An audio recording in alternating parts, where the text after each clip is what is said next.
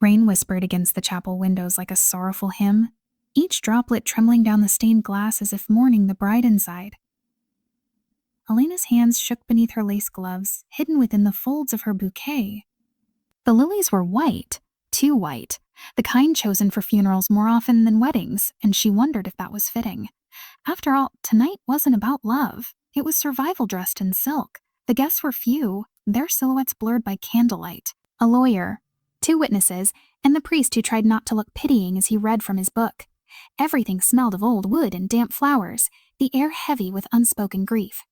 Elena felt her pulse flutter as the chapel doors opened behind her. The sound echoed, soft yet absolute, like the world exhaling. Adrian Hale walked in. A stranger, a lifeline. A man she had agreed to marry 46 hours ago because desperation had a way of collapsing dignity into decisions that made no sense in daylight.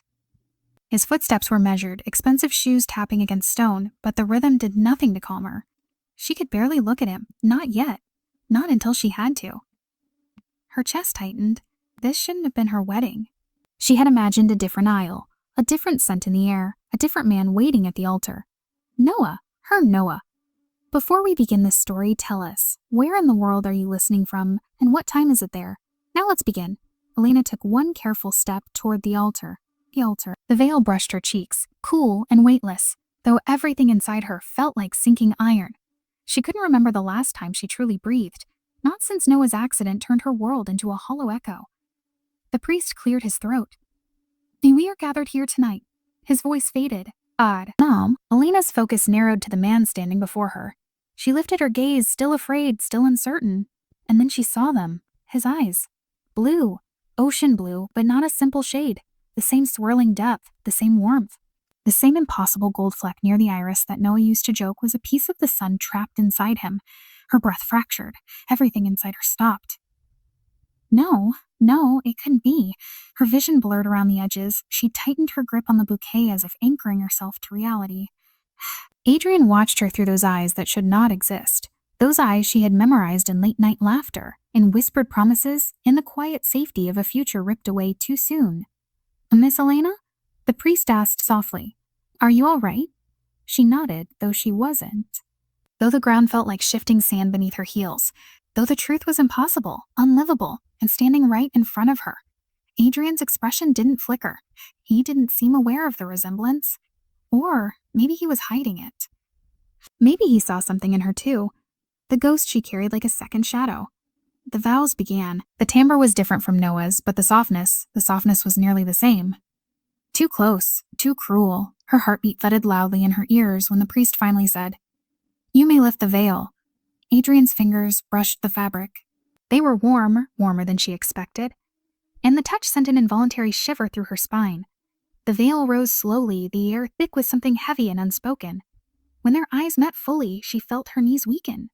Noah's gaze stared back at her from a stranger's face. Adrian inhaled softly, almost startled, as if her reaction stirred something inside him, something buried.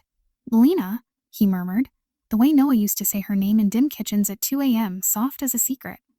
Her lips parted. Her breath caught. There was no way he could know that tone, that cadence, that quiet affection shaped like longing, yet he had spoken it flawlessly, instinctively. She stepped back without meaning to. The world tilted in a slow, unbearable arc. Did I? He hesitated, brow furrowing. Did I say something wrong? Elena's chest tightened. Her voice barely formed. Do you say my name like that? Like what? He asked, genuinely confused. She opened her mouth, but nothing came. How could she explain? How could she tell a stranger that he sounded like a ghost? That she saw a dead man reflected in his irises? That his presence felt like a cruel trick, spun by grief? The ceremony continued, each word feeling distant, like echoes drifting from a dream. When the priest finally pronounced them husband and wife, Elena felt the sentence settle over her shoulders like a cold cloak. Adrian reached for her hand. She hesitated, then gave it, because she had no choice, because life had cornered her into this marriage sealed by secrets and the haunting shimmer of familiar eyes. His fingers wrapped around hers. A spark, not warm, not romantic, but unsettlingly known, passed between them. Adrian flinched almost imperceptibly, as if he felt it too but didn't understand it. Outside, thunder rolled. Inside, the candles flickered as though aware of the wrongness in the air. They walked down the aisle as husband and wife, their shadows stretching long and trembling across the marble floor. Alina's pulse wouldn't settle. Her mind kept circling the same impossible truth. Those eyes, Noah's eyes, in a stranger's body. As they stepped out beneath the storm-dark sky, Adrian leaned closer, his voice low enough that only she could hear. "I promise," he whispered, "I'll take care of you. I won't fail you." The exact words, every syllable. Noah once said the night he proposed. Elena froze. Adrian didn't notice, or pretended not to. Lightning split the clouds above them, illuminating his face. That unfamiliar jawline, that foreign smile, paired with eyes that didn't belong to him.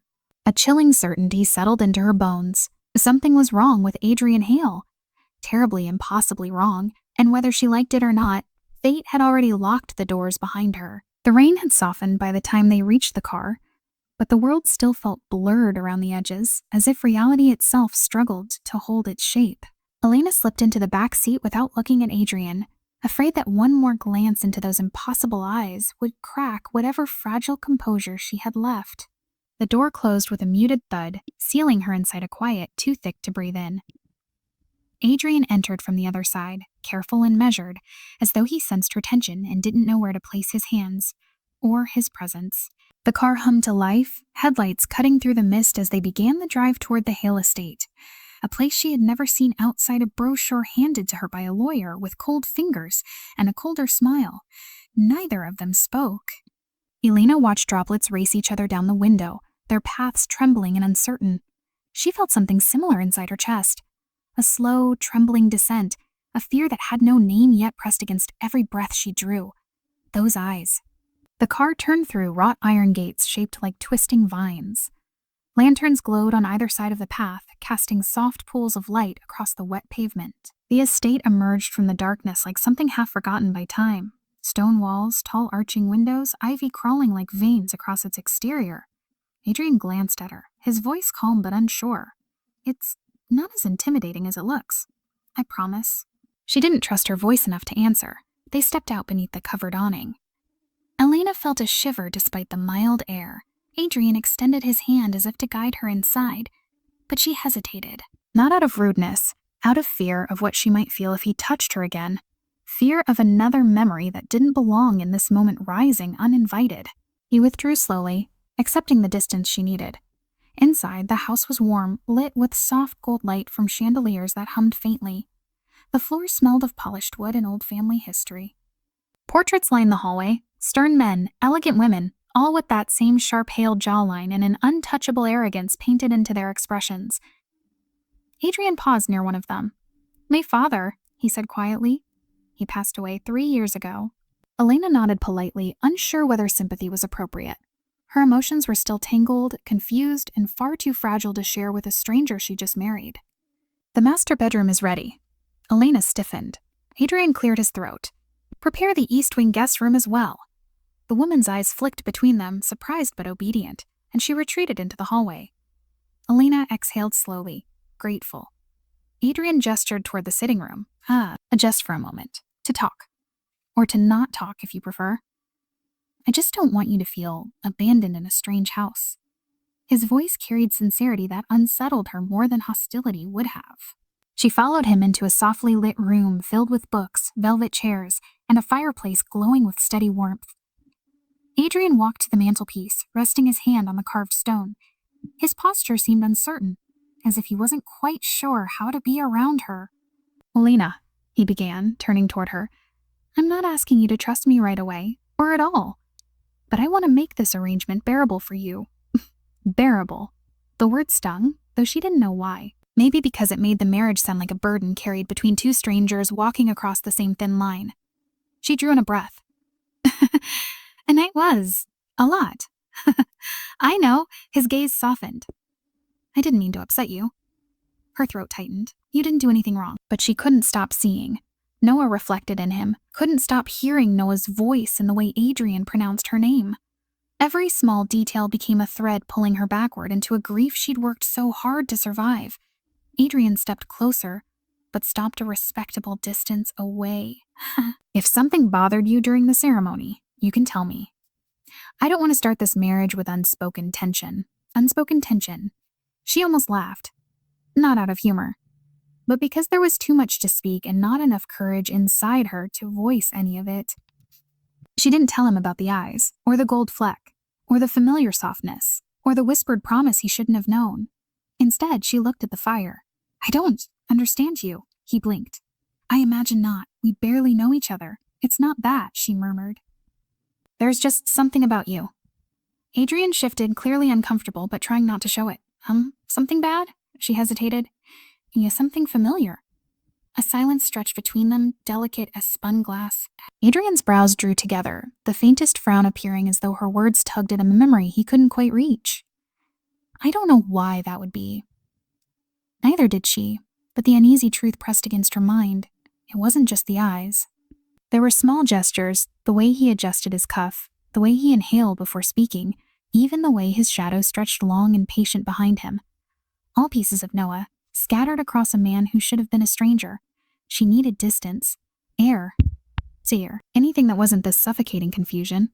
"I'd like to rest now," she whispered. Adrian nodded immediately. "Of course. I'll walk you to your room." The guest room was spacious, elegant, and far too quiet. He opened the door for her, then stood back.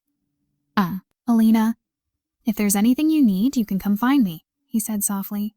"I won't intrude. I just want to make sure you're safe." Safe. Another word Noah used to repeat. She nodded, though her heart twisted painfully. "A good night, Adrian." "A good night," he answered. But as she turned away, he murmured her name in that same quiet whisper that made her breath falter. Soft. Familiar. Impossible. She closed the door gently between them. The click of the lock sounded final, but nothing inside her felt settled. She leaned against the wood, pressing a trembling hand to her chest as her breath came unevenly.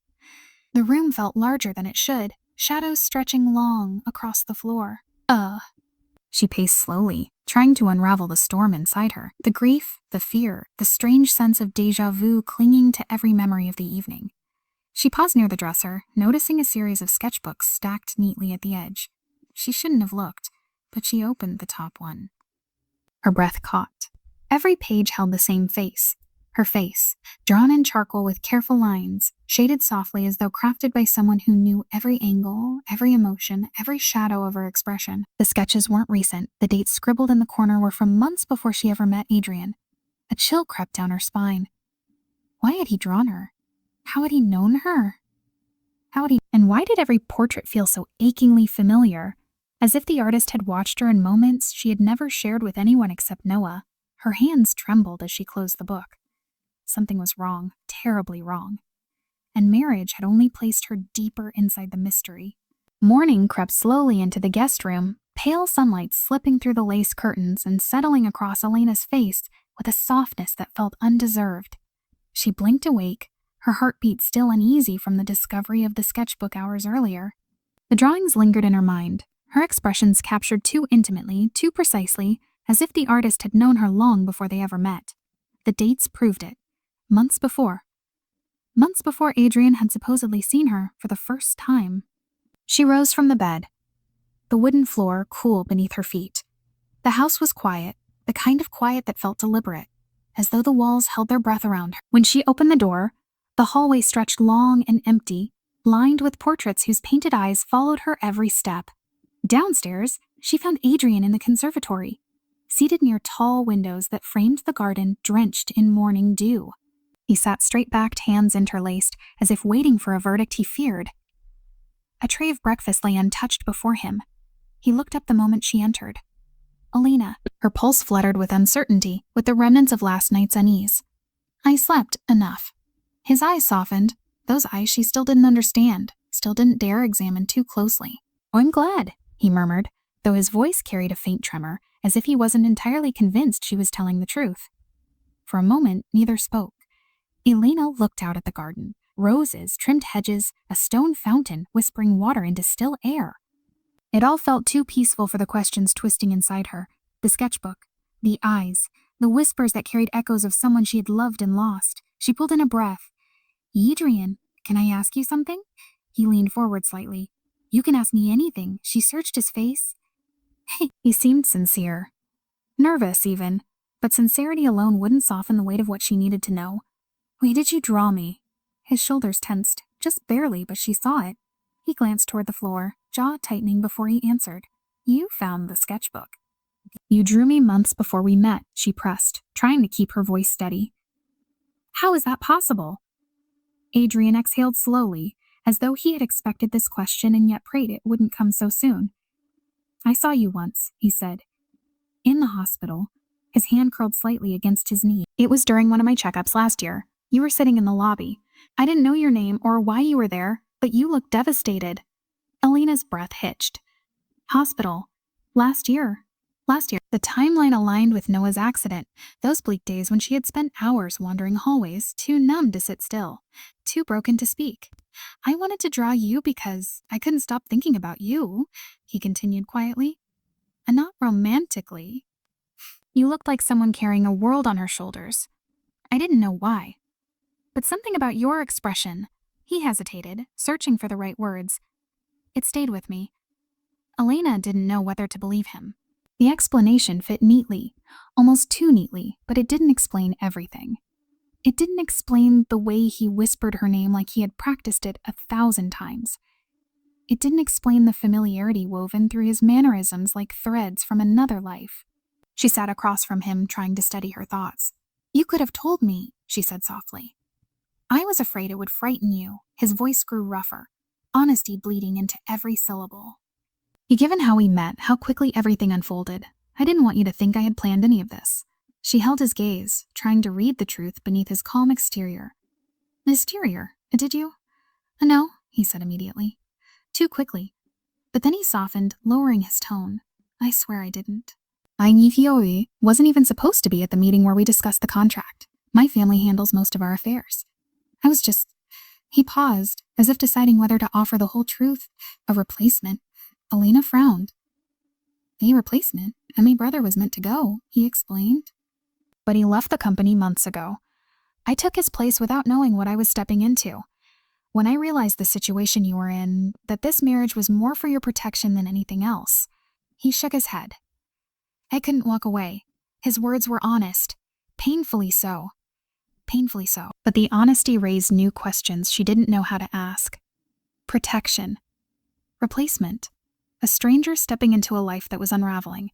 She rubbed her palms together, grounding herself. There's still something I don't understand, she said. Last night, during the ceremony, you said my name a certain way. Adrian blinked. Certain way? The certain way? Yes, she swallowed, like someone else used to. He studied her, confusion etched into his expression. I'm not sure what you mean. It doesn't matter, she whispered, looking away before the ache behind her ribs could rise any higher. It was just strange. He didn't push. Perhaps he sensed it was a wound still too raw to touch. Or perhaps he knew that pressing the matter would only push her further away. Instead, he changed the subject gently. I want you to feel at home here, he said. No expectations. No pressure. If there's anything that makes you uncomfortable, tell me. If you want distance, I'll give it. If you want space to breathe, I'll make sure you have it. He meant it. She could hear the truth in his tone, and yet something inside her tightened anyway. Are you being so kind? She asked before she could stop herself. He looked startled, then quietly resigned. Because I know what it feels like to be broken, he said. To need time. To need silence.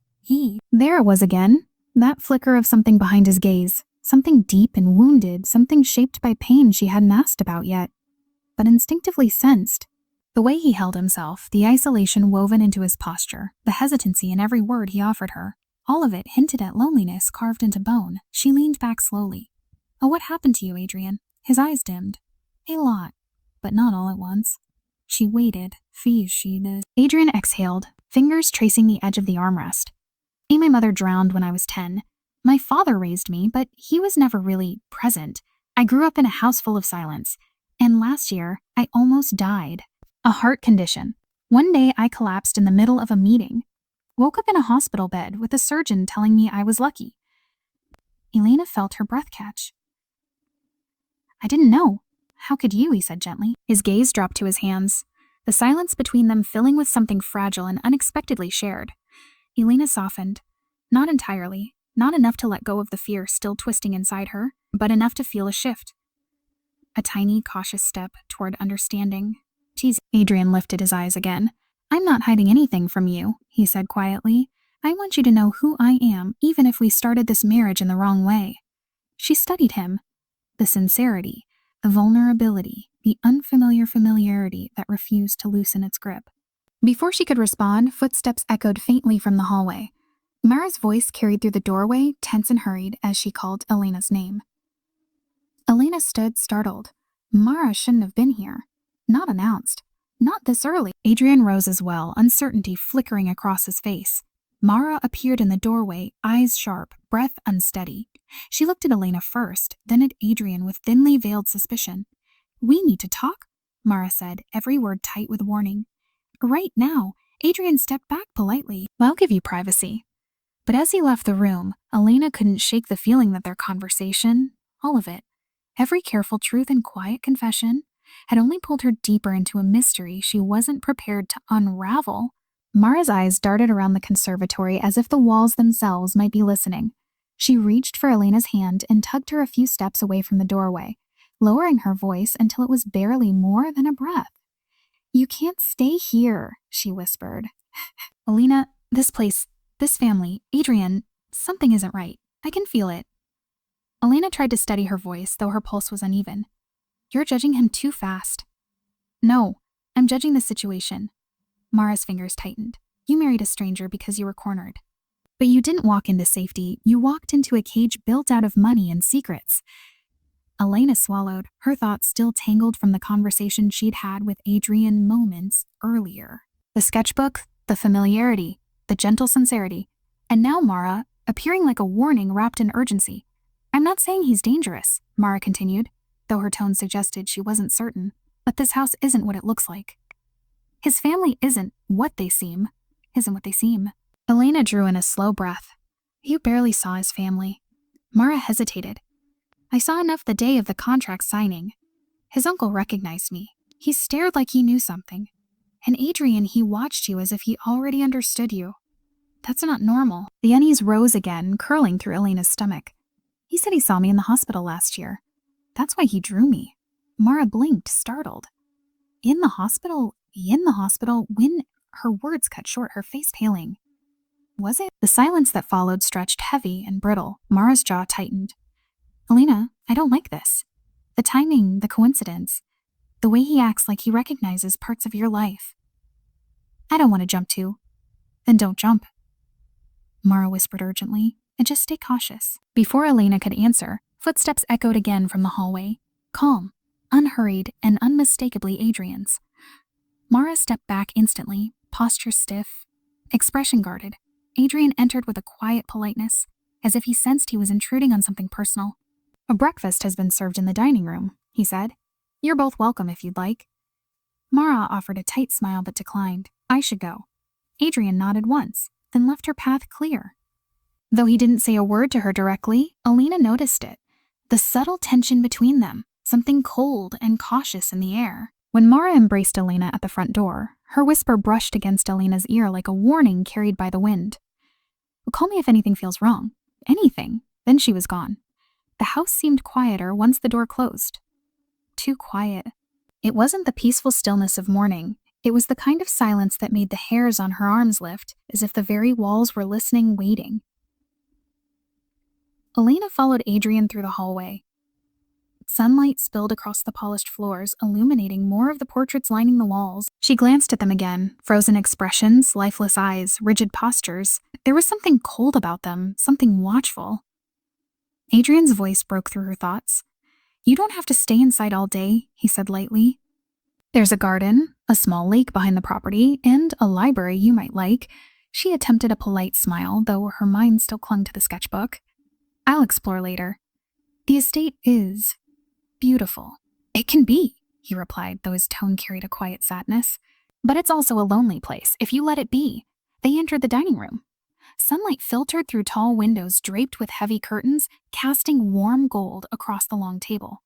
Breakfast was laid out in delicate dishes, berries, pastries, tea poured into fine porcelain. Too elegant for two people who barely knew how to sit across from each other. Elena sat cautiously. Adrian took the seat beside her. Not directly opposite, not too close, but close enough to feel his presence. As they ate, his movements caught her attention again in ways she didn't want to acknowledge. The way he held his teacup with a familiar steadiness. The way he paused before taking a bite, as Noah used to do whenever he was thinking too deeply. Her fingers trembled slightly as she set down her fork. Was it grief projecting patterns where there were none, or something else, something she hadn't yet dared to understand? Elena. Adrian's voice was gentle. You're quiet. She forced herself to meet his gaze. I'm still adjusting.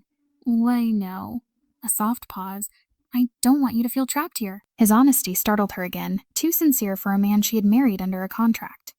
I don't feel trapped, she lied. Adrian's eyes searched her face, as if seeing through her too easily. If you ever want space, I won't stop you. This house is overwhelming at first. She glanced around. It's beautiful, but it feels strange. He nodded slowly. It's old, full of memories that don't belong to us. Memories. The word lingered longer than it should have. After breakfast, Adrian walked her through the estate. The corridors were long, the ceilings high, and the echo of their footsteps lingered like shadows chasing. He pointed out details. The library, the indoor garden, the music room. But Elena's mind kept drifting to the way everything felt familiar. Not in appearance, but in essence. As though she had walked through similar halls before in dreams she had forgotten. When they reached the grand staircase, Adrian paused. The east wing is older, he said. Some rooms were closed off for years. If you decide to explore, be careful. Some floors are fragile. She nodded, though her attention caught on a small door near the stairs, a door slightly ajar, barely noticeable unless one looked closely. Something about it made her skin prickle. What's in there? She asked. Adrian followed her gaze, his expression tightening.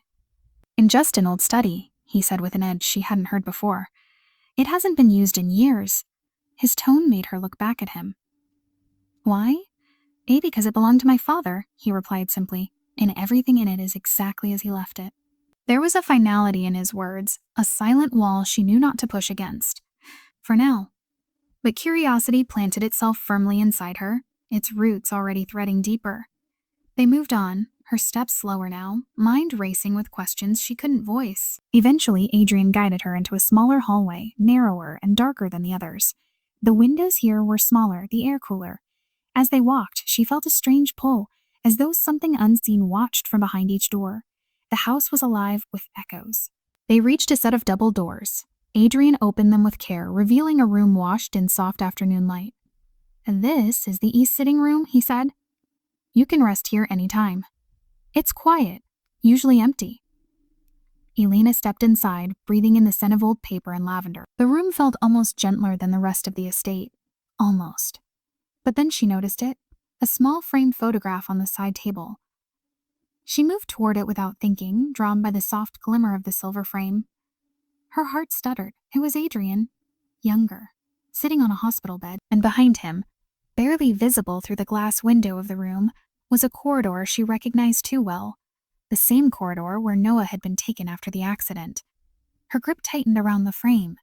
She felt the world tilt again, the same impossible sensation she felt at the wedding, the same uncanny tightening in her chest. Adrian stepped behind her. She sensed his presence before he spoke. That was the day I collapsed, he said quietly. The day they told me I needed a heart transplant. I don't like looking at it. Elena turned slowly. Why were you in that wing? That wasn't the cardiac floor. Adrian's expression flickered. Fear, confusion, something unspoken. I don't remember. That day was a blur. I woke up in places I didn't even know I'd walked through. She studied his face, searching for truth, for lies, for anything that could explain the tightening in her chest. He looked genuinely lost. But the photograph, the corridor, the timing, the eyes. Her pulse quickened. Something was wrong. Something threaded through time, memory, body, and soul. She set the frame down with trembling fingers. I need some air, she whispered. Adrian stepped forward instinctively, concern flaring in his gaze. Elena, are you all right? She backed away before she could think. I just need a moment. Before he could say anything else, she pulled open the door and stepped into the dim hallway. Her breath echoed softly as she moved quickly toward the staircase. The house around her felt heavier now, every shadow thicker, every creak louder, as if the walls themselves were trying to speak. And she wasn't sure she wanted to hear what they had to say. Elena didn't realize how quickly she was walking until she reached the end of the hallway and pressed her palms against the cold banister of the staircase. Her breath came unsteady. Soft clouds in the dim light. The photograph had unsettled something deep inside her, tugging loose threads she wasn't ready to unravel. She needed space, a pocket of silence where her thoughts could stop spiraling. The estate's back garden offered exactly that. She stepped outside into the late afternoon air, crisp and laced with the scent of wet leaves. The sky was heavy with gray clouds, as though the world itself hovered on the edge of a storm. She followed the cobblestone path toward the cluster of bare winter trees without looking back at the house, afraid she might see those gold-flecked eyes watching from a window. Her steps softened as she approached the old fountain. Water trickled gently from a stone basin shaped like intertwining vines, the sound soft enough to calm the anxious tremor in her chest. She sat on the cool rim and exhaled. Her mind tried to grasp the shape of her fear. Adrian's presence wasn't threatening. If anything, he behaved like someone constantly afraid of hurting her. But the familiarity, the uncanny coincidences, they were too many, too sharp. In the photograph, Alina. She flinched slightly but didn't turn right away. Adrian's voice carried a quiet hesitance, as if he feared startling her. When she finally looked, he stood several steps behind her, hands in his coat pockets, eyes searching her face with wary gentleness. "Are you okay?" he asked softly. She tried to compose herself. "You ran out of the room like something frightened you." "It wasn't that," she lied. He didn't challenge her, though the concern in his expression deepened. The wind picked up, rustling through the bare branches, stirring the soft tension in the space between them. "Alina," he began quietly, "if something here makes you uncomfortable, I'd rather hear it than guess." She looked down at her hands. "This house feels heavy." "Then I understand," he said, taking a slow breath. "It's never been a warm place." "Not for me, and I don't expect it to feel like home to you." She glanced at him. Then why stay here at all? His gaze drifted toward the distant windows, shadowed by memories. "Because I don't know where else I belong." The honesty tugged unexpectedly at her. Something in his voice, lonely, resigned, reminded her of the nights she spent beside Noah's hospital bed, whispering promises into the dark just to keep herself from breaking. Adrian lowered himself onto the fountain's edge beside her, leaving enough space to respect her caution. For a moment they sat in silence, listening to the soft trickle of water. "I didn't want to overwhelm you," he finally said. "I know this marriage wasn't your choice." She turned her head slightly. "It wasn't yours either." He gave a faint, sad smile. "No, the choices made in desperation don't always feel like choices." Alina hesitated. "Why did you agree?" "Really?" Adrian looked down, thumb brushing the edge of his coat. "Because you looked like someone who deserved saving," her breath caught. "You don't even know me." "I don't need to know you to recognize pain." The words drifted between them like fragile threads, weaving something unspoken yet unmistakably tender. She wasn't ready to reach for it, but she didn't pull away either. He angled his head, studying her with careful restraint. "You're shaking." She hadn't realized until he said it, but the cold had indeed seeped into her fingers. Adrian reached into his coat and offered her his scarf. "I'm fine," she murmured. Please," he insisted gently. "At least take this." She hesitated only a moment before accepting. The scarf smelled faintly of cedarwood and something warm she couldn't identify. Wrapping it around herself eased the chill, and though she tried not to notice, her heartbeat softened too. "Thank you," she said quietly. Adrian nodded, watching her with an expression that held something fragile. Hope, maybe, or longing he didn't quite understand himself. His gaze drifted to the sky. "It's going to snow again." She followed his eyes. Clouds thickening, wind shifting, the air growing colder. "Does it bother you?" he asked. "The quiet before storms?" "No," she whispered. "It reminds me of Noah." The name slipped out before she could stop it. Adrian froze, not visibly, but she felt the subtle shift in his breath, the small pause between heartbeats. He spoke carefully. "You miss him." "Every day." A silence settled again. Soft, aching. Adrian didn't pry, didn't offer empty sympathy. Instead he listened, his presence steady and unintrusive, giving space to a pain he didn't pretend to understand. Alina lifted her gaze, eyes trapped in memory. "They used to tell me the world gets soft during snow." Like it forgives itself for a little while." Adrian swallowed. "That's beautiful." "He was beautiful," she whispered. Adrian lowered his eyes. She sensed something unwinding quietly inside him, something he didn't voice. Maybe it was envy. Maybe it was envy. maybe guilt, maybe this strange connection neither of them could rationalize. "You don't have to hide your grief from me," he said softly. "I know what it feels like to lose someone you love." She turned. "Your mother?" "And more," he said, brushing cold air from his cheek. "People who mattered. People I never got to say goodbye to." His voice cracked faintly on the last word. Without thinking, Elena shifted a little closer, not touching him, but enough for warmth to bridge the space between them. Adrian inhaled slowly, as if that single movement unraveled something inside him. "Elena," he whispered, almost afraid, "I don't want you to feel alone here." Your throat tightened. "I don't want to be alone. I just don't know how to not be." A gust of wind moved across the garden, sweeping leaves across the cobblestones. Adrian turned toward her fully this time, his voice steady but quiet. "Then let's start with small things," he murmured. "A small trust, small steps." Her breath trembled. "The small steps." He offered a faint smile. "We can walk inside. It's cold." She nodded and stood, the scarf still wrapped around her. As they walked toward the house, their footsteps matched in rhythm. Not perfectly, not seamlessly, but close enough that Elena felt the slightest shift in the space between them. "Fine." They entered through the side doors, where warm air greeted them.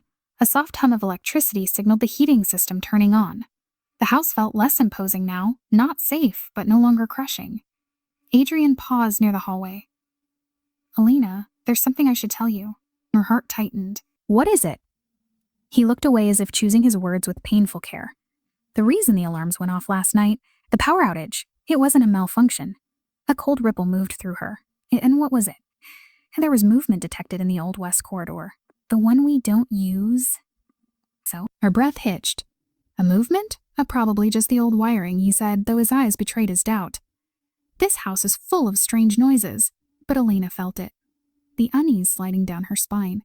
A house full of memories. A house full of echoes. And now, movement in corridors long forgotten. The storm outside deepened, pressing against the windows with a low, rumbling promise. And inside, something colder than winter settled between them, in an unspoken certainty that the worst secrets were not behind them. They were just beginning. The rest of the evening unraveled slowly, the house settling into a hush that felt heavier than silence. The storm had not yet broken, but its pressure pressed against the windows like a held breath. Elena walked beside Adrian through the hallway, each step softer than the last. The mention of movement in the unused corridor clung to her thoughts, raising questions she didn't know how to shape into words. Adrian paused near the staircase, his expression caught somewhere between worry and restraint. "If anything else strange happens tonight," he said, "well, please tell me. Even the smallest thing." She nodded, promising nothing yet accepting everything his eyes asked of her. He guided her toward the dining room to finish her kiss, something to warm her before the cold returned. As she sat, Adrian excused himself to speak with the groundskeeper. His voice drifted faintly through the adjacent hall, low and urgent, though she couldn't make out the words. The moment he disappeared around the corner, Elena found herself drawn toward the study across the hall, the one with the photograph that had shaken her earlier. She stepped inside once more. The room felt different now, colder, as if the discovery had awakened something that still lingered in the shadows. Her gaze drifted to the side table. The photograph sat exactly where she'd left it, the faint silver frame glinting in the soft light. Elena approached it again, though fear curled warm and uneasy beneath her ribs. There he was, Adrian, pale, thinner than he was now, sitting on a hospital bed. Machines behind him, a nurse mid-step, a plastic wristband visible around his wrist. It was impossible to mistake him. The same eyes, the same posture, the same quiet gravity. But it wasn't Adrian who stole her breath. It was the background. Through the window behind him, a corridor stretched down the hospital wing. The same corridor she had walked countless times when Noah was alive. The blue-tiled floor, the beige walls, the exact corner where she had stood crying after speaking with the surgeon. And her breath caught. She remembered the moment that hallway had been captured by a photographer for a hospital brochure. The same day Adrian was there. She lifted the frame closer, fingers trembling, fingers trembling. In the blurred reflection of the glass, she caught a flicker of movement, barely noticeable at first, but unmistakable when she looked again. A figure moving behind Adrian, a silhouette she recognized too well. Broad shoulders, dark hair, the stride of someone young, alive, and unaware of tragedy about to strike. Noah. It couldn't be. It shouldn't be. But the outline of his body, the angle of his walk, the slight tilt of his head, those were burned into memory. Her breath shook. The room seemed to shrink around her. Elena? She startled, quickly lowering the frame. Adrian stood in the doorway, the soft glow from the hall casting shadows across his face. He took a cautious step forward. What are you doing in here? His tone wasn't sharp, but it carried a fear he couldn't hide. You needed to look again, she said, her voice barely steady. She held up the photograph. You told me you don't remember much from that day. I don't, he replied gently. Then how were you in the same corridor where Noah... Her voice broke. She steadied herself. How did you end up there? Adrian stepped closer, eyes darkening with confusion. Elena, I truly don't know. I woke up in that wing. I had collapsed hours earlier. When I opened my eyes, I was already in a room with nurses rushing around me. She studied him, searching for deception. You didn't walk through that corridor on purpose? No. His brows drew together, frustration and sincerity struggling inside him. If I did, I have no memory of it. Her heart twisted. The photograph trembled in her hand. You know how this looks, Adrian said carefully. But I swear to you, I wasn't there for anything. Connected to your fiancé.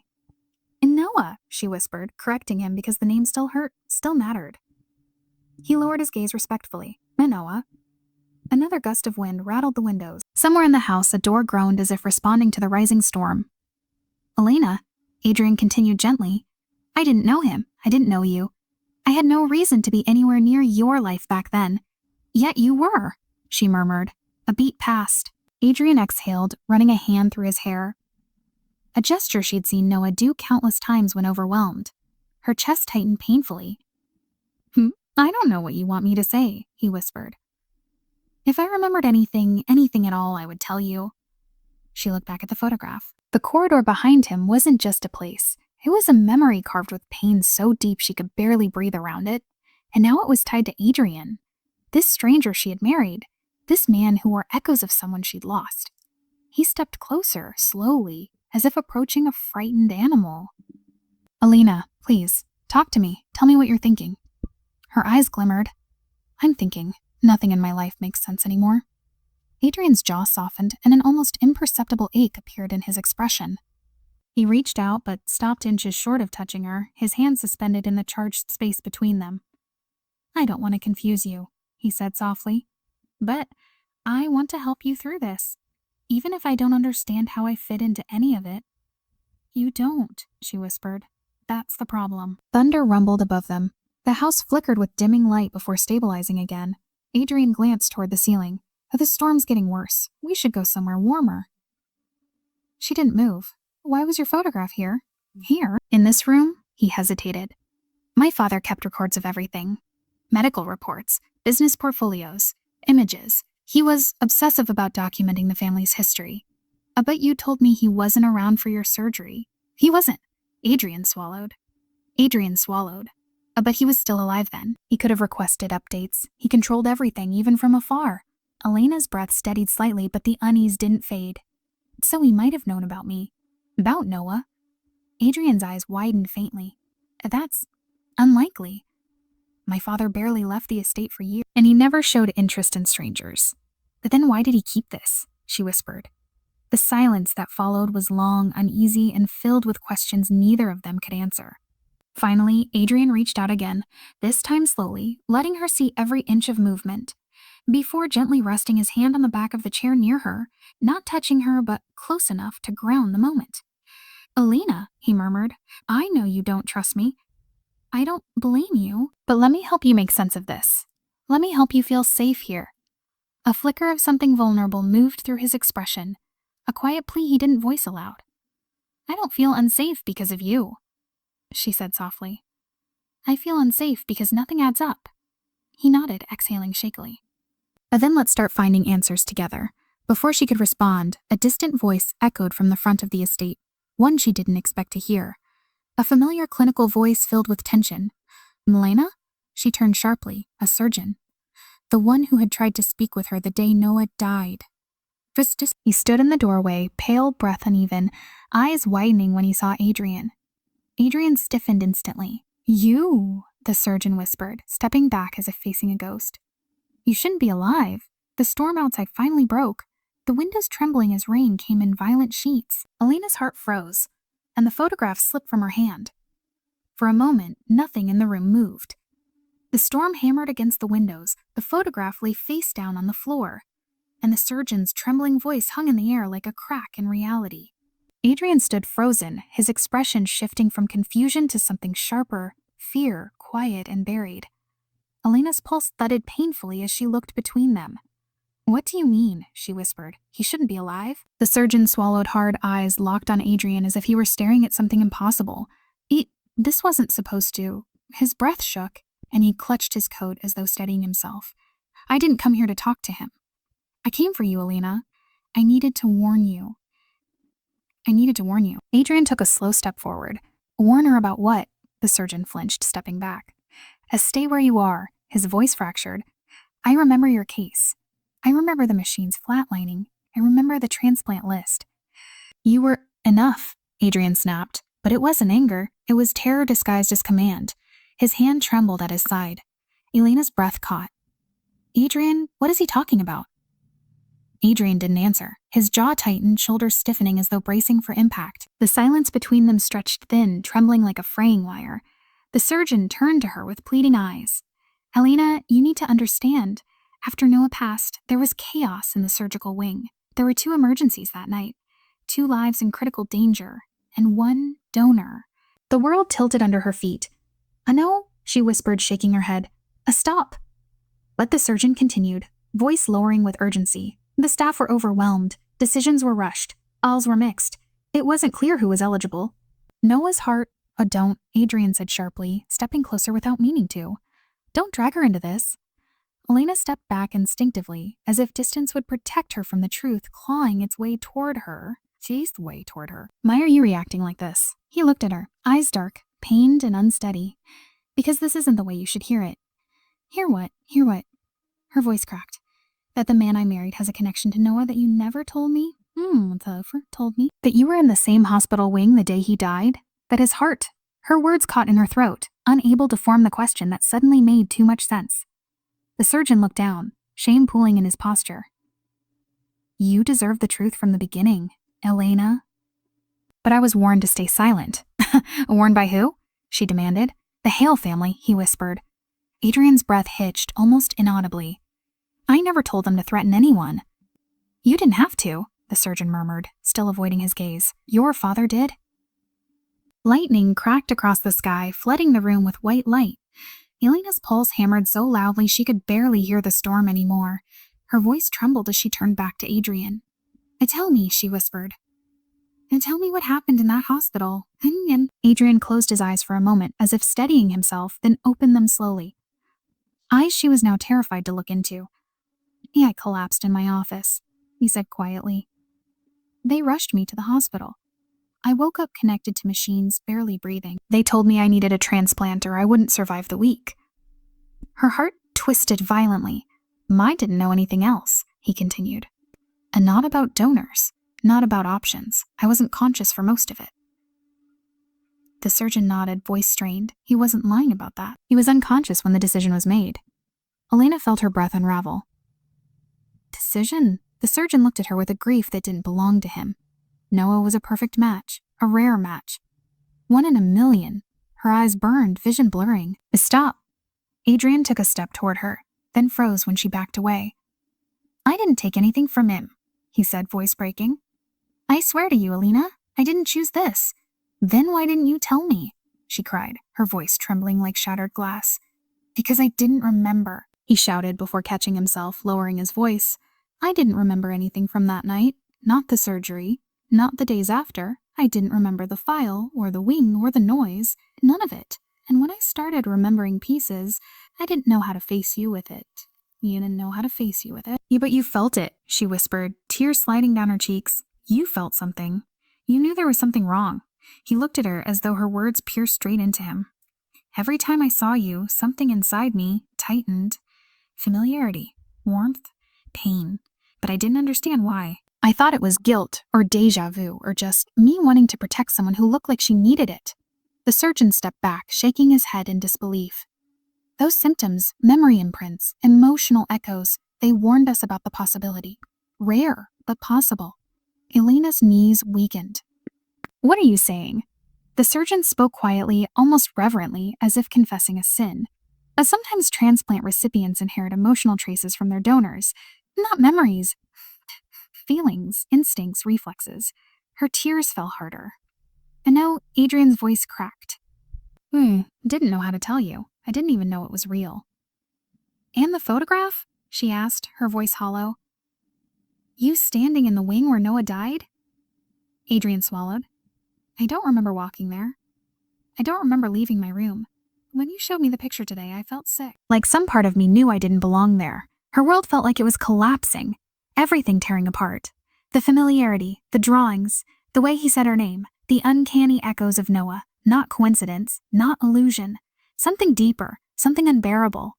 Adrian took another step, voice shaking. Elena, please, look at me. She looked through tears, seeing Adrian, and shadows of Noah tangled inside him like threads stitched by fate or science or cruelty.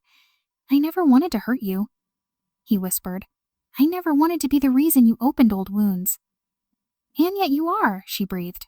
All of them. He flinched like she'd struck him. I can't change what happened that night. I can't undo what was done to both of us. But you could have told me sooner, she said, voice trembling. You could have trusted me. You could have trusted me. I didn't even trust myself, he was. The storm roared louder, the windows shaking under its weight. The house felt like it was holding its breath again, waiting for something to break. Elena stepped backward until her hand found the doorframe, kneading the wood to steady her. Please, Adrian whispered, reaching out but not touching her. Don't run from this. Don't run from me. But her heart was already shattering, splintering under truths she never wanted to hear. I'm not running, she whispered, voice barely holding together.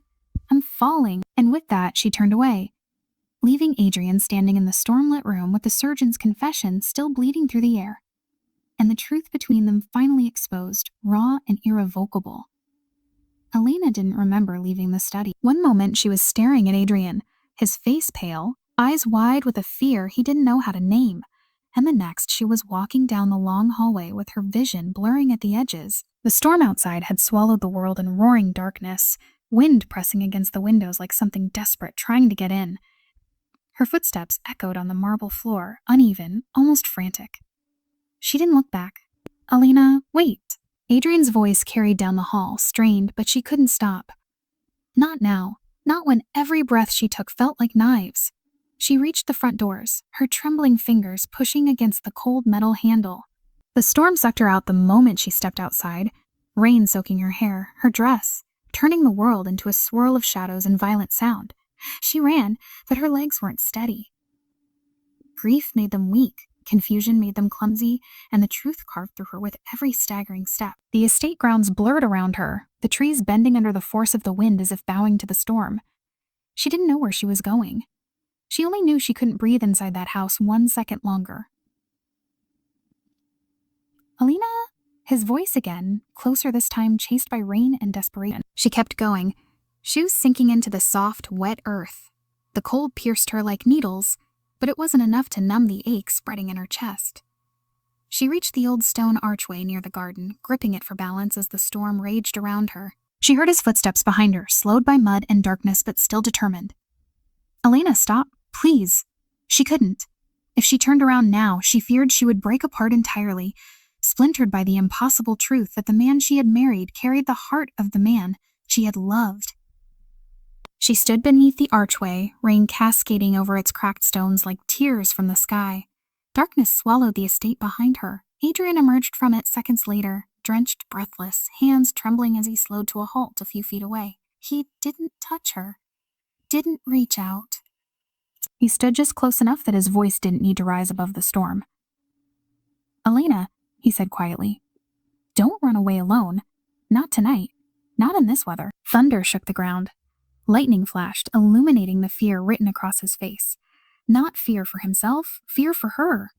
I didn't know, he whispered, rain dripping from his lashes. I didn't know Noah's heart was the one that saved me. I swear to you, Elena, I never wanted to take anything from you.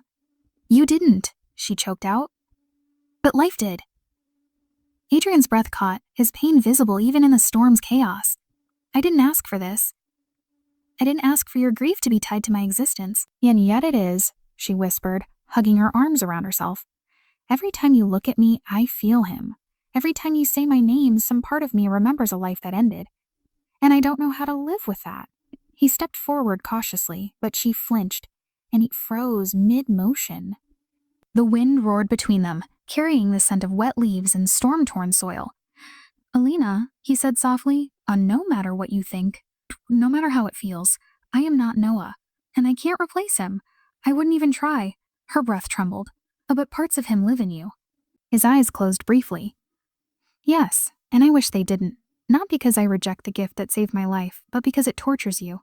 And I never wanted to be the reason you suffered. A sob slipped out of her, raw and fragile. I don't know how to separate you two in my mind. Manon, I don't know how to stop hearing him when you speak. Adrian swallowed hard. Then don't force yourself to. Not tonight. Not in the middle of a storm. Just breathe with me. Let the confusion exist. Let the pain exist.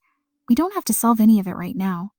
Lightning lit the sky again, casting his drenched figure in silver blue light. He looked heartbreakingly human, vulnerable in a way she wasn't prepared to see. She shook her head. You don't understand. Every moment with you feels like betrayal. Betrayal to Noah. Betrayal to myself. His jaw tightened, eyes glistening. I know grief makes everything heavier. I know you're drowning in questions, but don't drown alone. Rain lashed across her skin, chilling her fingers until they ached.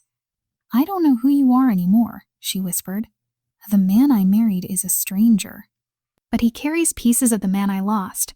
Then let me be the stranger, Adrian said quietly. And don't put his name on me. Don't give me his memories. See me as I am, flawed, afraid, trying. I want to be someone who can stand beside you, not inside your past.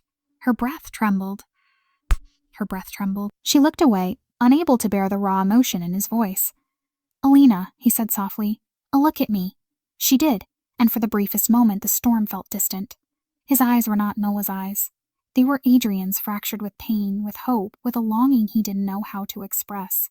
Yes, the color was the same. Yes, the golden fleck shimmered like a cruel echo. But beneath it was something new, something wholly his. I'm here, he whispered. And not as a ghost, not as a replacement, just here. Her chest tightened painfully. She wanted to run again, but her legs wouldn't move. She wanted to scream, but the storm stole her voice. She wanted to forget, but memory clung like frostbite. She whispered, I don't know if I can do this. You don't have to decide tonight, he said. Just come back inside, he said. Just come back inside, please. The wind howled, pulling at her soaked dress. The cold crept deeper, numbing her fingers. She knew he was right. The storm was dangerous, and she was shaking so hard she could barely keep her balance. Adrian extended a hand, not touching her, just offering. A gesture of mercy, of patience. Her breath faltered. But slowly, painfully, she reached toward him. She didn't take his hand, but she let him walk beside her. They moved through the storm together, neither speaking, neither reaching for the other. Just two broken shapes in the rain, letting the night carry their fear while they searched for ground that wouldn't crumble beneath them. When they reached the door, Alina paused. Adrian waited, not pushing, not pleading. Simply waiting, she stepped inside. He followed, at a respectful distance. And somewhere behind them, thunder rolled like a warning, echoing through the halls of the house where truth had begun to seep through every crack. The house swallowed them in a trembling hush as the front door closed behind them, the storm muffling into a distant roar. Elena stood in the foyer, rain dripping from her hair onto the marble floor, her breaths thin and shaky.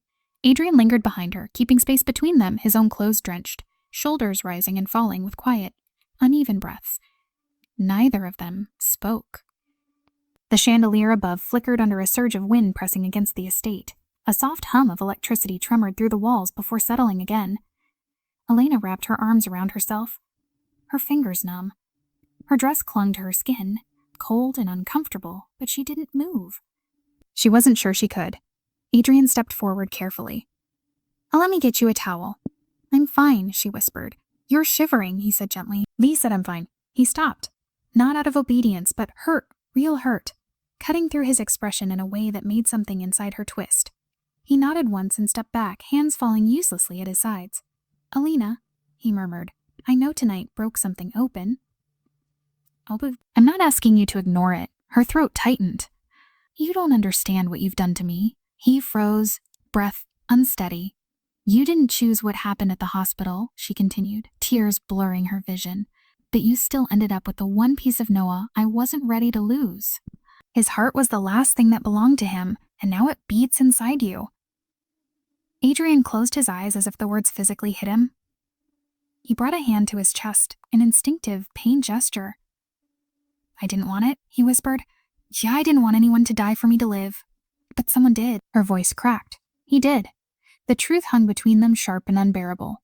Adrian's eyes opened slowly, shimmering with something raw. Every day since the surgery, I felt like an imposter in my own skin. Like my life belonged to someone else. I didn't know who, until I met you. Her breath faltered. What do you mean? When I first saw you, he said, voice trembling, I felt something pull. Not romantic, not desire, something deeper, like recognition. Like grief I didn't understand.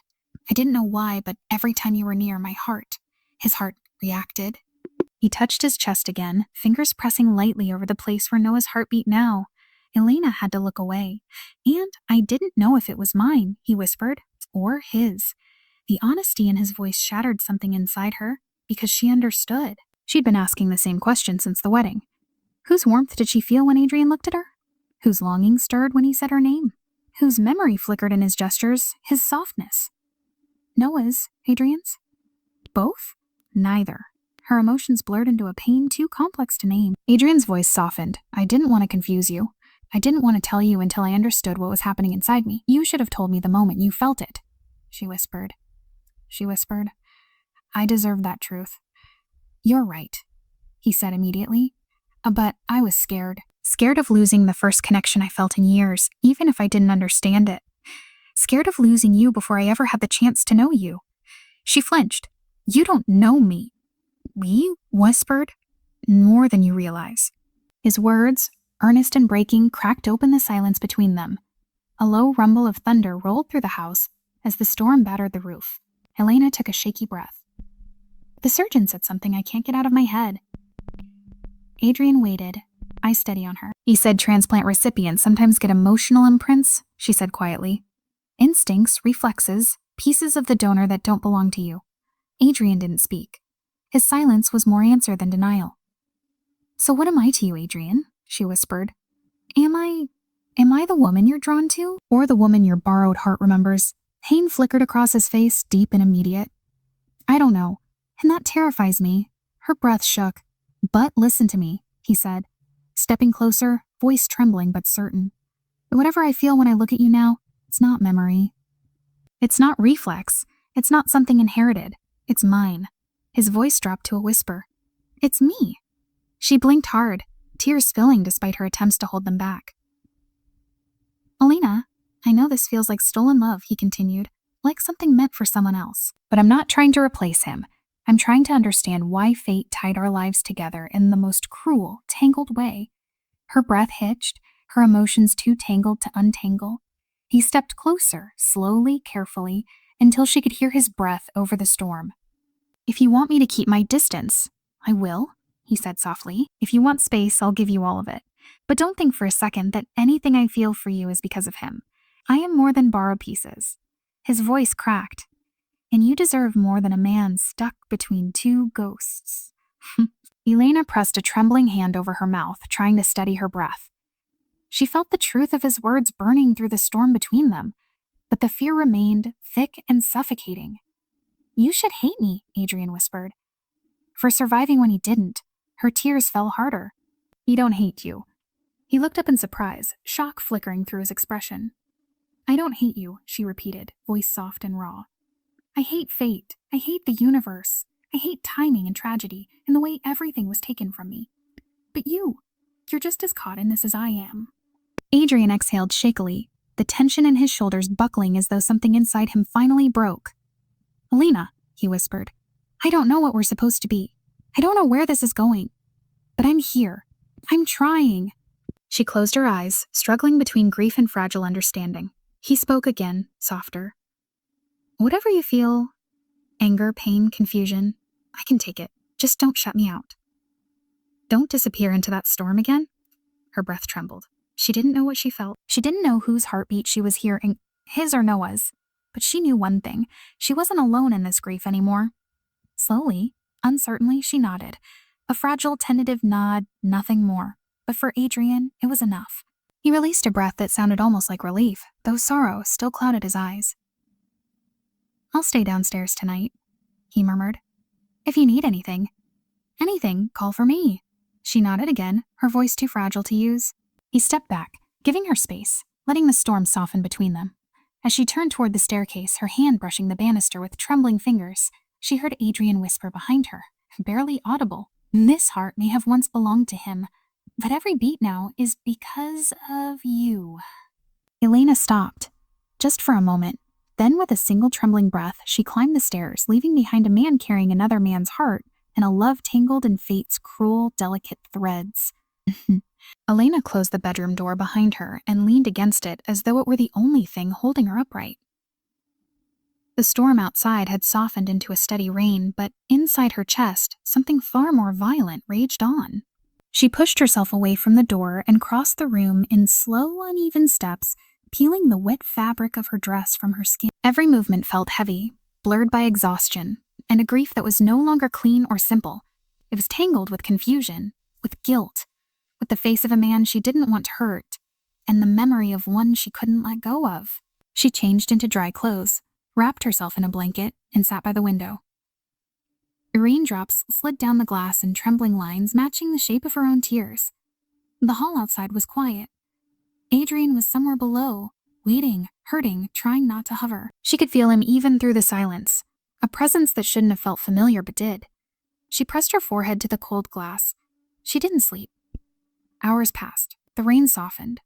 The storm exhaled its last breath. And when morning finally crept over the estate, Elena knew with a sinking heaviness that nothing had healed overnight. If anything, the truth had deepened the ache. She found Adrian in the conservatory again, sitting where he always did before he knew her, before she unraveled everything inside him. His posture was tense, hands clasped tightly as if he'd been sitting there the entire night. He stood immediately when she entered. Elena, the softness of her name hurt. She wished it didn't. She approached slowly, her fingers grazing the back of a chair before she sank into it. He didn't sit until she nodded, though the chair he chose was still a small distance away, respectful. Scared, neither spoke. The silence was brittle. Finally, Adrian rubbed his palms together, his eyes fixed on the floor. "I kept thinking all night about what to say to you," he said quietly. But every version felt wrong, too selfish, too weak. Elena's throat tightened. "You don't have to say anything." "But I do," he whispered. "I need you to know that I don't expect you to forgive me, or trust me, or stay." Her breath caught. He lifted his gaze and the pain in it startled her. "You never chose this marriage," he said. "You never chose me. You were pushed into a corner and I was the only exit. And now you're carrying the weight of Noah's death and my life. It isn't fair." She looked away quickly, blinking hard. "Adrian." He shook his head, cutting her off with a small, broken smile. "You don't owe me comfort." The honesty of it stung. "When I realized Noah's heart was beating in my chest," he continued, voice trembling, "I didn't know whether to fall to my knees in gratitude or collapse under the guilt. I still don't. Every beat feels borrowed. Every breath feels like a reminder of someone else's last one." A tear slipped from Elena's eye. "And when I'm near you," he whispered, "the weight doubles, because I see what you lost every time I look at you. And I see what you're trying so hard not to break under." Elena closed her eyes, pressing her fingers against her mouth to steady her breathing. "I'm trying," she whispered, "but I don't know how to separate anything anymore. I don't know where he ends and you begin." "I know." The simplicity of the words made her chest ache. "And that's why," he said softly, "I think you should go." Her eyes flew open. "What?" Adrian stood abruptly, pacing once before stopping in front of her, desperation trembling through him. "And not forever," he added quickly. "Just for a while. For clarity. For air. For your sanity. I don't want you trapped here with me, with this confusion, with a heart that feels like a thief." Her pulse pounded painfully. "Adrian, I didn't ask for space." "You didn't have to." His voice cracked. "I saw it last night. You were running from the truth, and from me." She stood shaking her head. "I wasn't running from you. I was running from everything." Exactly," he whispered. "And I'm part of that everything. Whether I want to be or not." She stepped closer, voice trembling. "And what about you?" You think I want to leave you alone with this? He gave a hollow laugh, one with no strength behind it. Elena, you walking out of this house might be the only kindness I don't deserve but still want. Her chest tightened painfully. Don't say that. I mean it. He swallowed. You need space to grieve again, not with me in the room. But you're not his ghost either, Adrian.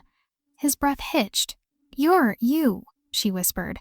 And I don't know how to deal with any of this, but running away won't magically erase what's happening inside me. He took a shaky step closer. And then tell me what you want. Her lips parted, but no words came. She didn't know. She didn't know how to want anything when her heart was divided between past and present, between memory and reality, between a love she buried and a man who stood breathing in front of her with the same heart. Her silence was answer enough. Adrian exhaled a slow, devastated breath. You see, you're as lost as I am. And until we can stand in the same room without drowning in ghosts, we're going to ruin each other. Her tears fell faster. I don't want to leave, and I don't want you to, he whispered. But wanting isn't enough right now. He ran a hand through his hair, turning away as if the sight of her was too painful to bear. My family thinks this marriage was a mistake. They want me to end it. They think you're a problem we can. They think you're a problem we can fix. Elena stiffened. A fix. Ear move, he corrected, voice hardening with something protective and fierce. And I won't let them. Never. But you staying here right now, broken, confused, tangled in grief, it only gives them proof that they're right. The fear in her blood turned to ice. Elena, he said, turning back to her, voice trembling with something stronger than hurt. Something close to desperate courage. I need to protect you. From them, from this house, from the storm inside both of us. But I can't do that if you stay trapped here. Her chest constricted painfully. Adrian, he stepped closer, lifting a hand but stopping just before touching her cheek. Go stay with Mara, or anywhere you feel safe, just for a few days. Let the grief settle. Let your heart breathe without mind confusing it.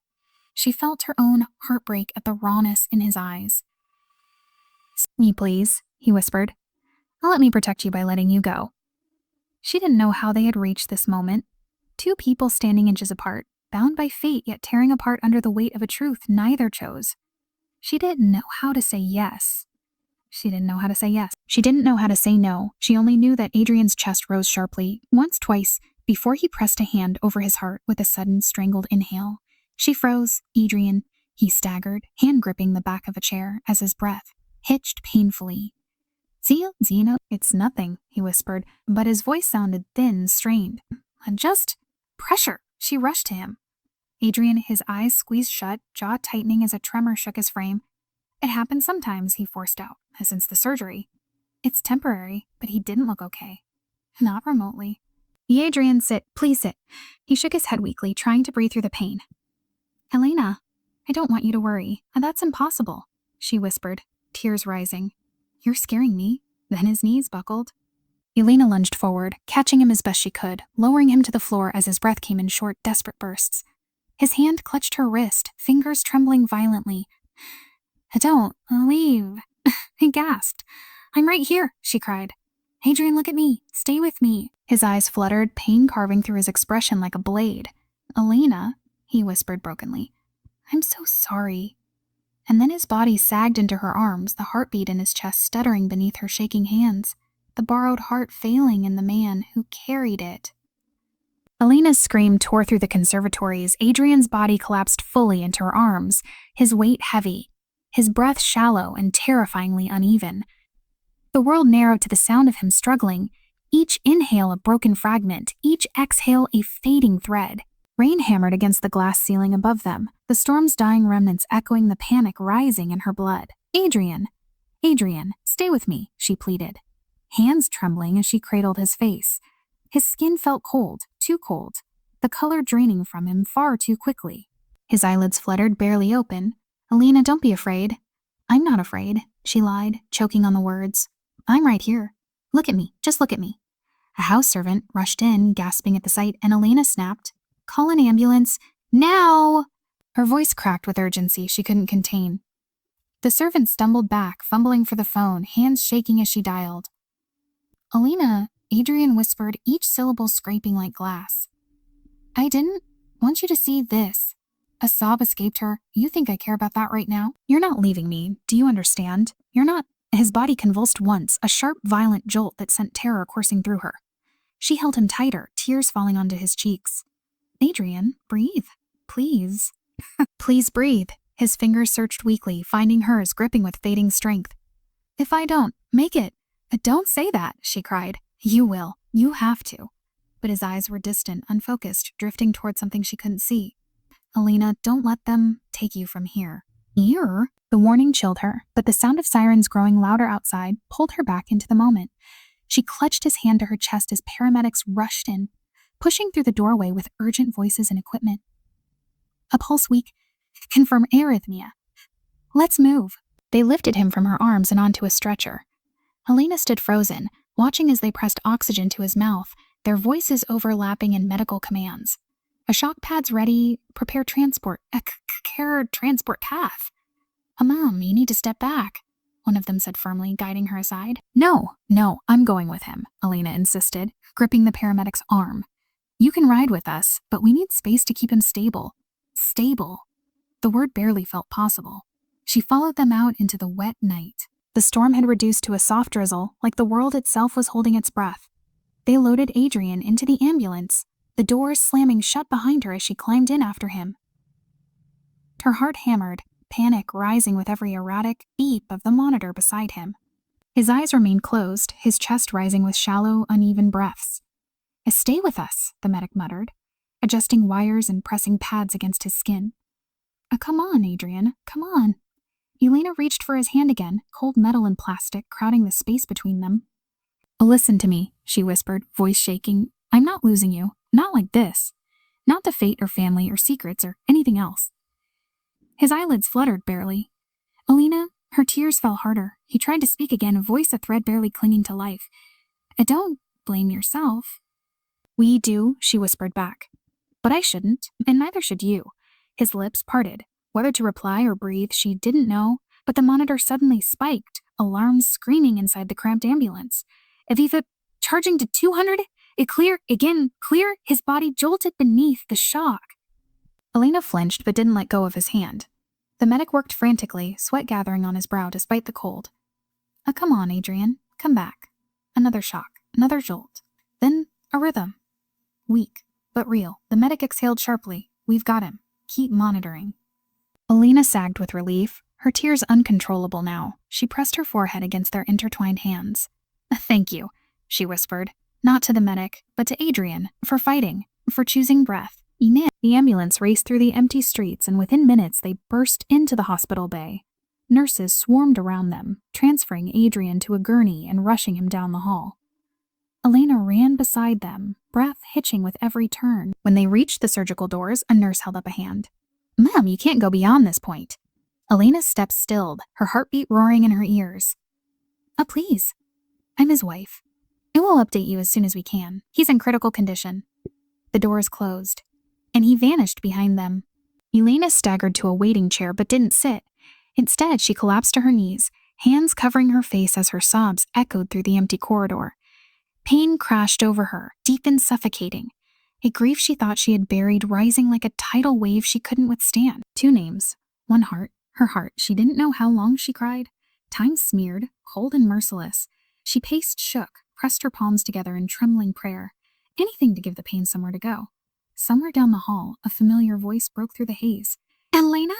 Alina? She turned, breath catching. Mara stood there, eyes wide with shock and concern, hair damp from the rain. What happened? She demanded, rushing forward. Alina collapsed into her arms. His heart, something happened. He collapsed. Mara held her tightly, her own voice trembling. Oh God, Elena. He thought he was going to die. Elena's voice cracked, torn open. I thought. She pushed away long enough to look at Mara, tears shining in her eyes. I can't lose him too. Mara froze, surprise flickering across her face. Alina. He can't, she said again, voice breaking.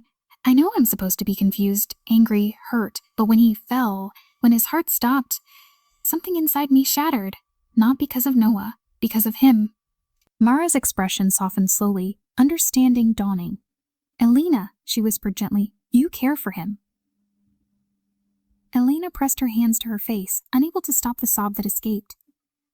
I don't know what I feel. I don't know where my grief ends and where he begins. But when he stopped breathing, I couldn't breathe either. Mara held her again, rubbing soothing circles on her back.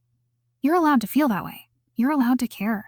Trauma doesn't erase the possibility of new emotions, but it feels like betrayal. It's not, Mara whispered. Oh. Footsteps approached and both women looked up sharply. A surgeon in scrubs stood there, the same surgeon from the house. His expression tense but not fearful this time. He made it through the first phase, he said. But he's not out of danger. Elena stood quickly, gripping the chair for balance. Can I see him? Not yet. But he asked for you when he woke up briefly? Her breath caught. He woke up? Only for a moment, the surgeon said gently, but he said your name. Twice. Her knees nearly buckled. Mara studied her. And when can I see him? Elena whispered. Soon, the surgeon replied. Very. Yoin's stabilized enough that we'll move him from emergency intervention to the cardiac unit in a few hours. Elena nodded, swallowing the staves in as tighted before adding quietly. He fought Harding quietly. He fought harder than most patients I've seen. Whatever kept him holding on, it wasn't medical instinct. It was emotional. Mara gave Elena a knowing look she couldn't bear to return. After the surgeon walked away, Elena remained standing there, staring at the closed doors that separated her from Adrian. Her heart beat unevenly, painfully, as if echoing the struggle happening behind those walls. Mara touched her arm gently. Elena, what are you going to do when you see him? Elena wiped her tears with shaking fingers. I don't know. But deep down, terrifyingly deep, she felt something shifting. Something inevitable, something that terrified and steadied her all at once. I just know, she whispered, eyes fixed ahead, that if he asks me to leave again, I won't. Because grief didn't choose her love. Love chose her pain. And somewhere in the wreckage of hearts borrowed and broken, she could no longer pretend she didn't feel him. The hours that followed moved slowly, like time itself was afraid of disturbing the fragile thread holding Adrian between this world and the next. Elena paced the length of the waiting room, her hands twisting together, her heartbeat an unstable rhythm inside her chest. Mara stayed beside her, offering quiet comfort, but Elena felt suspended, caught in a space where fear and hope coexisted painfully. When a nurse finally approached to tell her Adrian had been moved to the cardiac observation unit, Elena's breath faltered. She stood so quickly her chair scraped across the floor, echoing down the sterile hallway. Mara squeezed her arm. I'll wait here. Elena nodded, unable to speak, and followed the nurse through the quiet corridor. Each step felt heavier, her pulse trembling with the memory of his body going limp in her arms, the fading warmth of his hand. When the nurse pushed open the door to his room, Elena paused in the doorway, breath shallow. Adrian lay in the bed, pale but alive. Wires traced the shape of his heartbeat across the monitor. His chest rose and fell, steady but faint. It was Adrian trying to understand feelings that didn't make sense, feelings he didn't ask for, feelings that scared him long before she entered his life. The truth dawned on her slowly, painfully, beautifully. Noah hadn't returned through Adrian.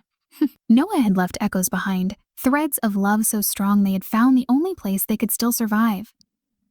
Adrian didn't carry Noah's love. He carried Noah's heart.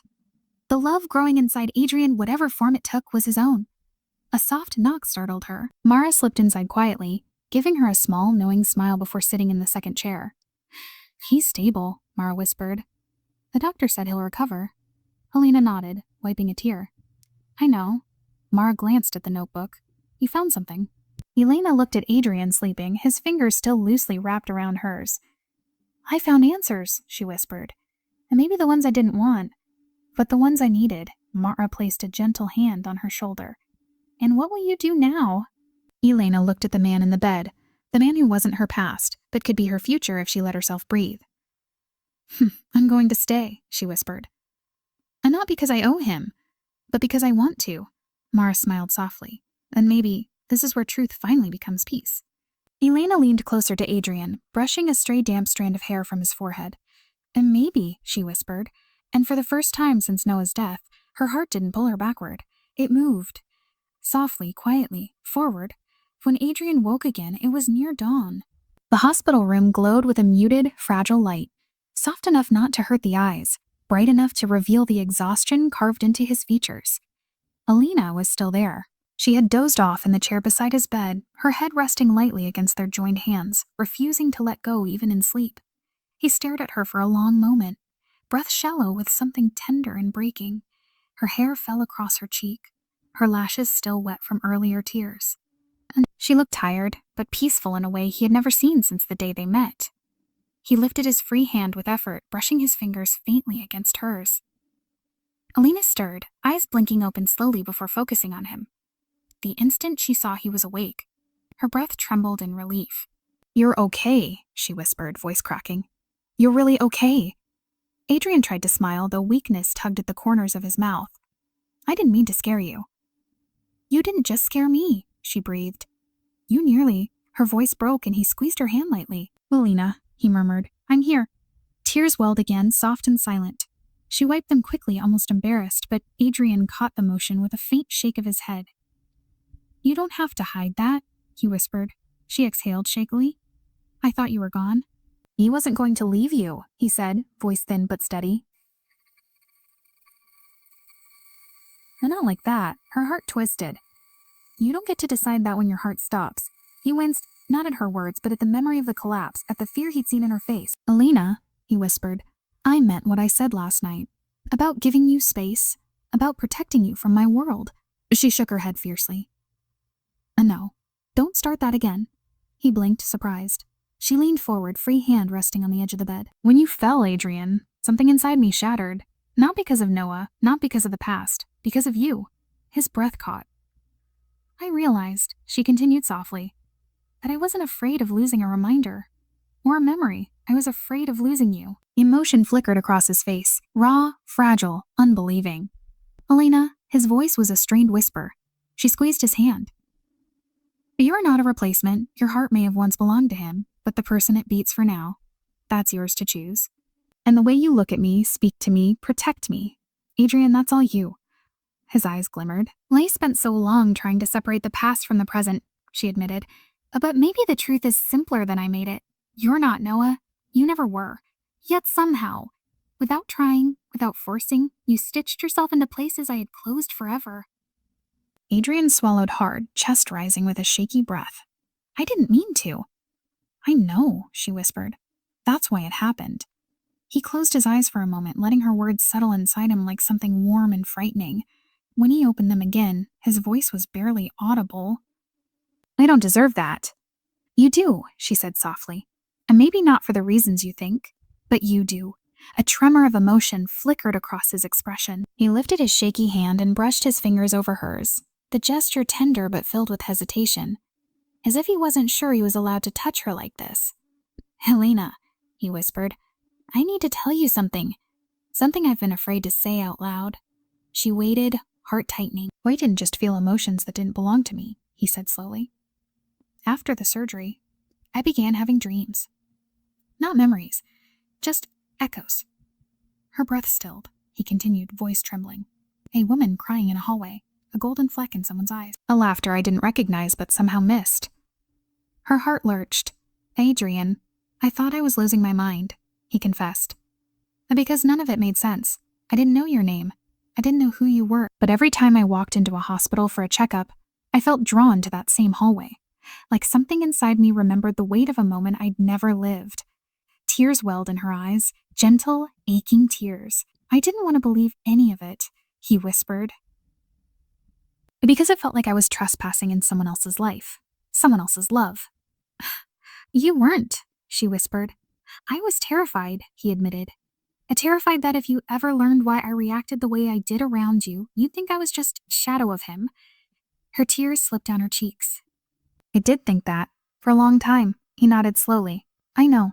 She reached out, brushing his cheek with trembling fingers. "But not anymore." His breath hitched at her touch. "You aren't the echoes? You aren't the echoes," she whispered. "You're the answer to them." A silence followed, soft, delicate, filled with something that pulsed between them like a newly formed heartbeat. Adrian lifted his hand, placing it over hers on his cheek. His eyes shone with emotion. Disbelief, relief, fear, hope, all tangled together. His voice broke. "What do you want from me? What do you want us to be?" She leaned closer, resting her forehead gently against his. "I want to see you, really see you. Not as the man fate tangled with my grief. Not as the echo of a love I lost, but as the man you've quietly become in my life." His breath trembled against hers. "And if you'll let me," she whispered, voice unsteady but true, "I want to start over. With you. Not as a contract, not as an obligation, but as two people trying to find their way through the ruins of what life stole." Adrian's eyes closed, a tear slipping down his temple. "Melina," he breathed, "I've been yours from the moment I didn't know why I cared." She cupped his face gently, her heart swelling in quiet, unsteady hope. "Then come back to me," she whispered. "When you're healed, come back." "Back?" He nodded, voice trembling. "I will. I promise." Their foreheads pressed together, and for a moment the room felt still, like time had paused just long enough to witness something fragile and profound. A heart that once carried echoes finally remembering how to choose the person standing before it. Adrian's recovery was slow, delicate, and marked by long hours where the hospital room felt like a world suspended in soft light. Elena remained by his side through every shallow breath, every quiet night, every hesitant morning when he woke with fear still clouding his eyes. She never left, not once, not even when he insisted she should rest, or go home, or breathe somewhere that didn't smell of antiseptic and quiet dread. She stayed because something inside her had shifted, quietly, undeniably, and she no longer needed to question it. Days passed.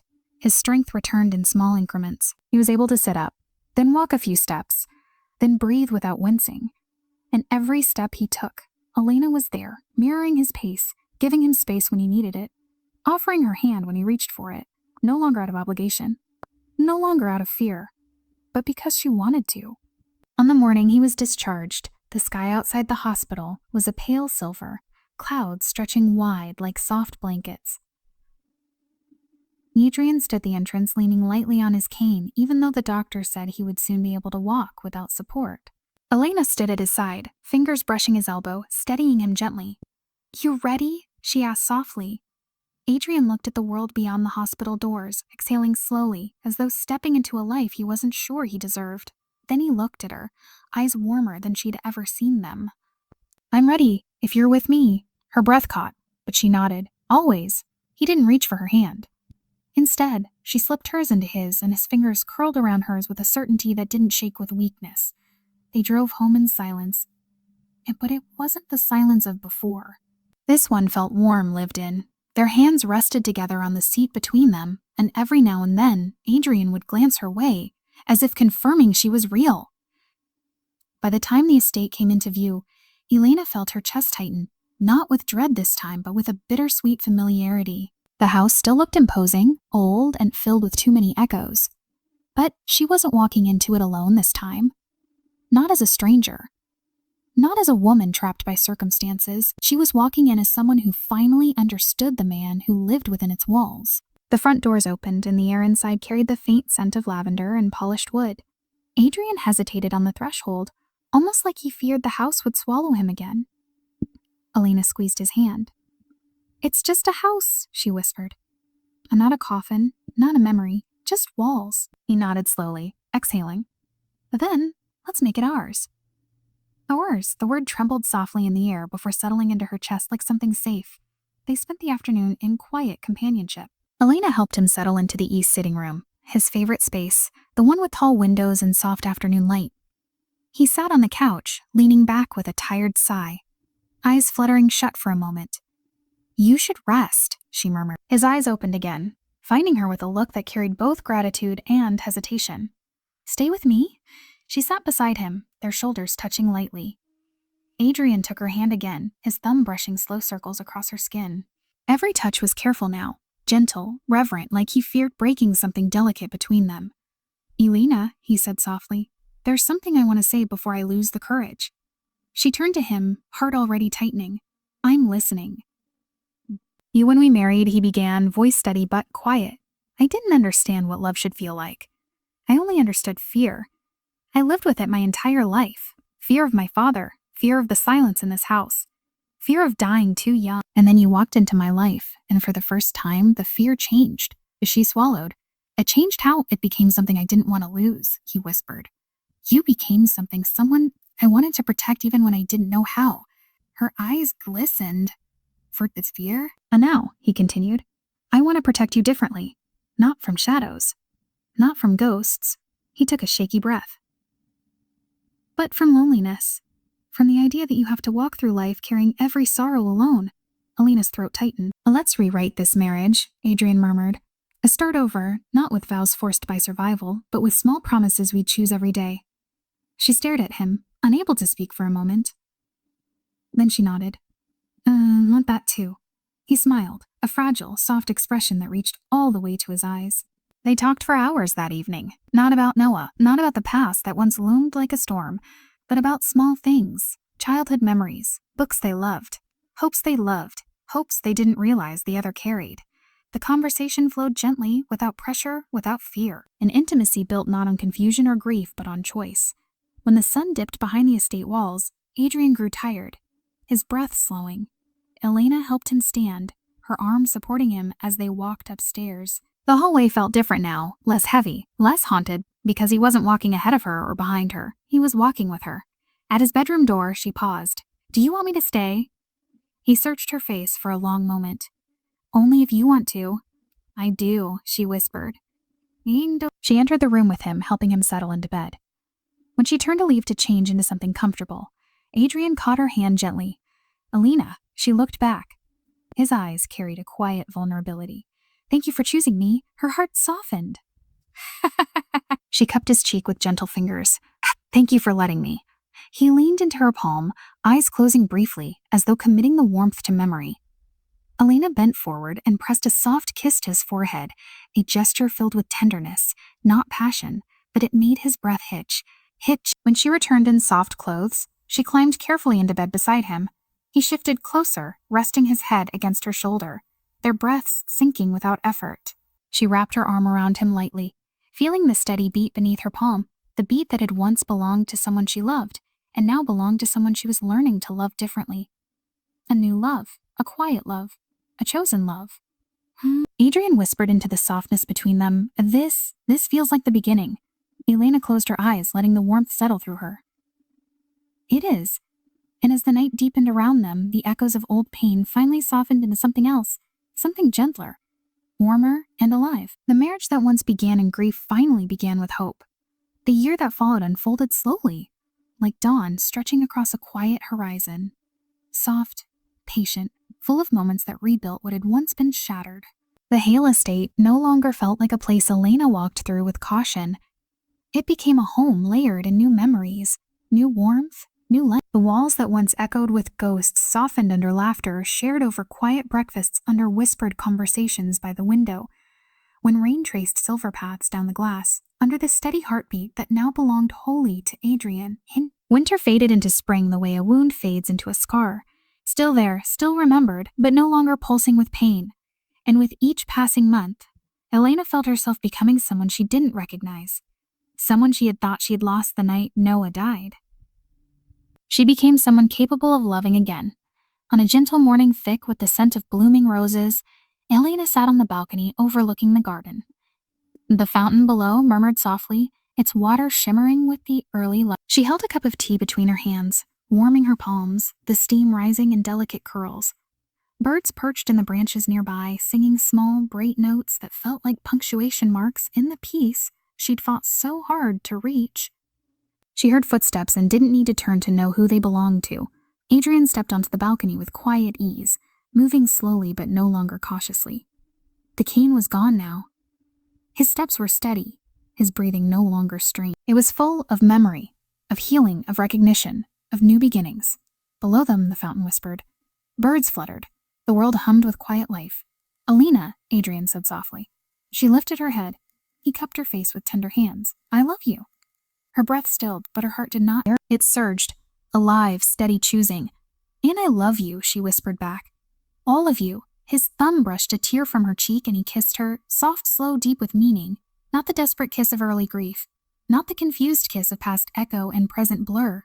But the kiss of two people who had learned to love each other not because of fate, not because of tragedy, not because of a heart that once beat for another, but because they chose to. When they parted, the morning light fell across them like a blessing. Elena looked out over the garden once more, watching sunlight break through the clouds in soft golden streaks. She felt Noah's memory settle beside her. Not painful, not sharp, just gentle, like a hand releasing hers, so she could take another's. She whispered into the quiet a thank you, knowing exactly who the words were meant for. Adrian squeezed her hand, grounding her in the present. And somewhere in the quiet between heartbeats, she understood. Hearts don't forget. They transform. They make room. They learn again. She leaned into Adrian, letting the warmth of his presence steady her. And somewhere in the quiet between heartbeats, love began again.